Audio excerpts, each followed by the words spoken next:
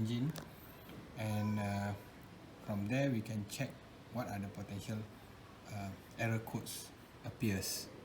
So to display the error codes, before you start up, press the odometer button and hold it, then turn on the engine. You will see the dial will turn from left to right and back to left, and the word diag appear. Then you release the odometer button, okay, and then press back the odometer button to scroll. First thing, it will show your ACM. N means there is no error codes. Next is BCM, body control module. Y means yes, there are error codes. Scroll further, you will see speedo, no. ABS, no. Okay, it will be back to ECM. Then scroll to the BCM, press the odometer button and hold again. Then it will pop up the error code B1103 LHCM. Let's check in the list of the error code to identify what this error code means.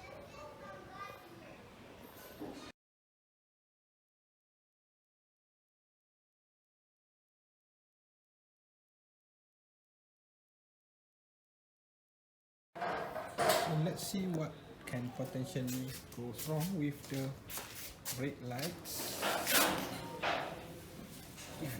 As you can see here, my LED light seems like there's one row already malfunction, and that's where the current starts, and that makes these brake lights always turn on and then turn off at any time, even though I play around with the brakes.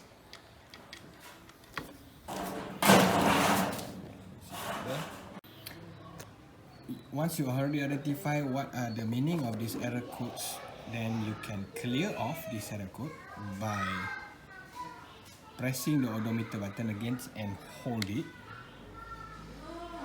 Okay, then the words clear will pop up.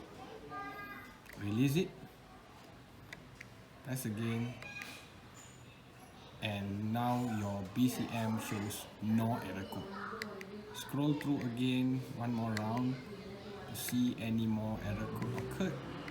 Yeah, all are turned to N, means there are no more error code. Means you already clear all the error codes.